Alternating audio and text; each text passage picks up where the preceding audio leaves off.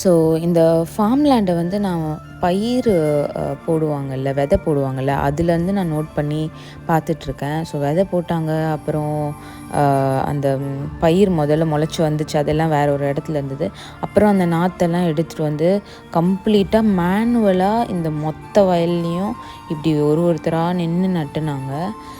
நட்டி அதை டெய்லி பார்த்துக்குறாங்க, டெய்லி ஏதோ உரம் போடுறாங்க, எல்லாமே பண்ணுறாங்க. இன்றைக்கி இந்த நாற்று எங்கேருந்து எடுத்துகிட்டு வந்தாங்க தாத்தான்னு தெரில, அவங்க எடுத்துகிட்டு வந்து மறுபடியும் நட்டிகிட்ருக்காங்க. கண்டிப்பாக ரைஸ் இல்லை எந்த ஃபுட்டாக இருந்தாலும் நம்ம பிளேட்டுக்கு வந்து ஈஸியாக வரதில்லை.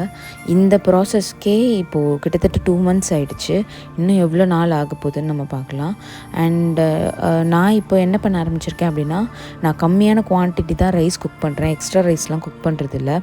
ஸோ எல்லாருமே வந்துட்டு கரெக்டான குவான்டிட்டி ஆஃப் ஃபுட்டு வந்து குக் பண்ணுங்கள். பத்தாமல் போனால் கூட பரவாயில்ல, நம்ம ஃபுட் வேஸ்ட் பண்ணக்கூடாது.